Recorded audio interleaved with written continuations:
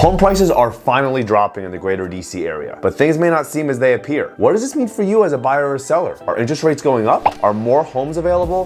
What should we expect in the coming months? Hey guys, Rick Hartunian, realtor with Keller Williams. Are home prices dropping? Yes. But what does this truly mean? There are three things that we know for sure right now. The first thing we know for sure is that the average amount of homes that are pending or under contract are down 30% from this time last year. Basically, this means that homes are starting to sit in the market for a longer amount of time because not as many are being sold. The second thing we know for sure right now is that inventory is definitely starting to climb. This makes more homes available for you as the buyer. And the third thing that we know for sure is that mortgage rates are absolutely going to rise. The Fed has been fighting inflation for the better part of 2022, and with that, we will continue to see Fed interest rate hikes. And generally speaking, mortgage rates follow a raise in Fed interest rates. However, more specifically, are more closely tied to the 10-year treasury note. I'll be touching on this briefly in just a little bit. Okay, now before we start, what I'd love to do with you guys is dive into the screen here for a few minutes and let's see what the numbers are actually telling us about the greater DC area market. Okay guys, so this here is something I use every day as a realtor and investor in the greater DC area. If we take one step further here, we're gonna look year over year, both last July to this July, 2021 to 2022. Let's start real quick here with the median sold sales price. The running theme is that prices have been rising. You know, we see 16%, as high as 22% in some counties. With that said, all new pendings are down almost 30% across the board on average. With that, the average days on market are starting to rise. In some areas, we're starting to see homes that are selling faster, believe it or not, right now compared to last year, but this is where that market shift is really starting to show its true colors. It seems a bit confused, right? The market's starting to go back to more neutral towards that buyer's market, so homes are starting to sit up to 50% in some counties. Again, they're selling faster in others, but let's go even one step further. So now I wanna see month to month what we're looking at. We're gonna start with the pricing trends, just like we did year to year. This is month to month. So back in January of this year, we were still 6.8% higher than this time last year. And we're seeing a price increase all the way until about April, where the last increase was right around May. And May, June, and July, we're gonna see when the August numbers come out very, very soon, that home prices are now starting to drop 9%, 6%, and 4%. With that, the total supply and demand is starting to shift as well. Now, what supply and demand is, it gives us a general overview of the amount of inventory in any given market. It tells us how long it would take to sell every single home if no new homes became available for sale. A balanced market's around 6 months of inventory or supply. Right now, we're still around, see here, 1.1, 1.3, so we're just over 1 month. It's still heavily favoring a seller's market. There is no misunderstanding there that this is any kind of buyer's market. We're just heading into that direction. But as we can see, supply has been climbing since January. We were about 30% lower inventory in January from that time of 2021. So January 2021 to January 2022, we were down 30% inventory, which is absolutely insane. Now as the market starts to shift, we're finally back above inventory levels of last year right here, 6% in April. May, you can see our first climb, 6% more inventory than May of 2021. And every month thereafter starting to climb 18%, 33% in July. We're gonna see that climb even more in August. So there's more homes that are becoming available for buyers to be able to pick.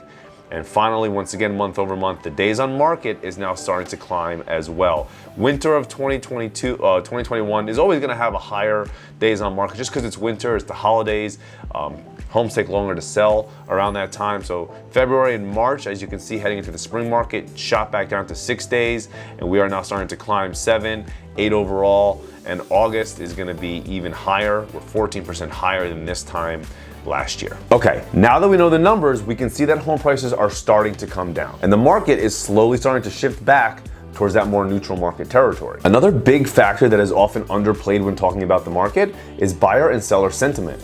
This is their feelings in general, their worries, anxieties, excitement, all of it. When things are shifting, buyers and sellers usually pause. Half the people want to freeze and not make any moves, and the other half want to jump into the market but can't make quick enough decisions. Some are waiting for prices to drop even further, others want to try and take advantage of low competition right now and finally be able to negotiate as a buyer once again. It's good news. Now, before diving into what we can expect in the coming months and what you should do as a buyer or seller in the greater DC area, I want to briefly explain the link between the mortgage and the 10-year treasury note. So how exactly do yields on treasury notes affect interest rates? Investors who want a steady and safe return compare the interest rates of all different types of fixed income products. These are your products that will pay you a fixed amount of interest on your investment until that investment time period is up. Treasury notes are safer than any other bond because the US government guarantees them. Now, mortgages in turn offer a higher return on someone's investment, but there's more risk.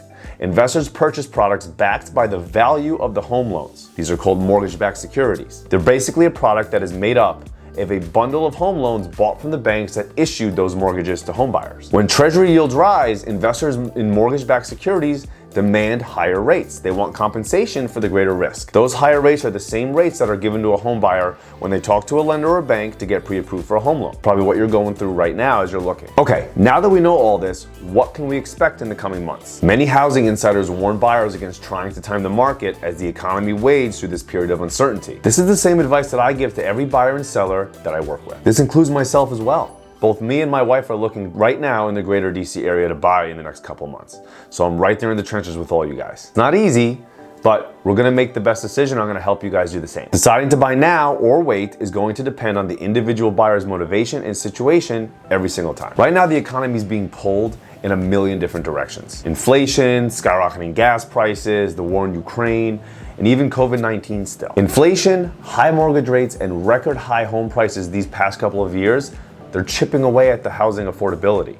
A typical monthly mortgage payment, believe it or not, is 76% higher today than it was in June of 2019. And earnings aren't keeping up with the inflated costs. While wages grew up 5.2% in July compared to the same time last year, they still fell behind the 8.5% rise in inflation. Economists' thoughts are quite the mixed bag right now too. Forbes says that home prices nationally will raise a total of 10% in 2022, with still a 3% raise in 2023. The housing market is continuing to move toward more balance.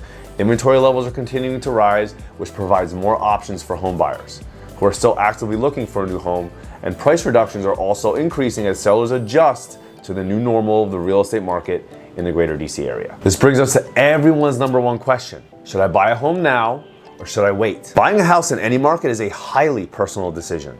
Because homes represent the largest single purchase most people will make in their entire life, it's crucial to be in a solid financial position before you dive in. Trying to time the market or predict what might happen next year is definitely not the best home buying strategy. And I know many of you have been stuck in this wheel. I have a little bit myself as well. I totally get it. Instead, it's better to buy based on your budget and your needs. If you find a home you love in an area that you love and it fits your budget, chances are it might be the right one for you, and I truly think you should just go for it. However, if you make too many sacrifices just to get the house, you may end up with buyer's remorse and an expensive decision that you'll have to offload. A few tips for buying in this housing market. With every one of my new buyer clients, we start with a budget and we make a pact to stick with it. Even with a slight uptick in the number of homes for sale and the dropping home prices, buyers are still facing steeper prices in the past and mortgage rates in the high 5%. The biggest thing right now truly is the disconnect between both buyers and sellers. Buyers want a low ball as the market starts to shift, but sellers still want last year's prices. While buyers are getting a bit more breathing room, they should keep in mind that it's still a seller's market in the greater DC area while you guys consider all your options. At the same time, there's still a few tips for sellers in this housing market. Even though the market may still be tipped in sellers' favor, it's still your best interest to present your home in the best possible light. Gone are the days of just throwing your home on the market and receiving a whole bunch of offers. I have all of my sellers strategize to make their homes shine and demand the attention of any and all buyers. Absolutely the best thing you can do to sell your home for the highest amount and in the shortest amount of time. So, are home prices finally dropping in the greater DC area? Well, yes and no. Hopefully this helps you better understand the state of the market and what you can expect moving forward.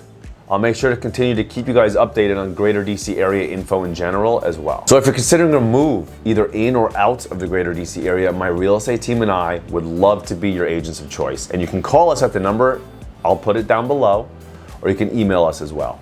All info will be in the description. Make sure to like this video and subscribe to the channel for more. It's coming up real soon. Thank you so much for watching, and we'll see you in the next one. Take care.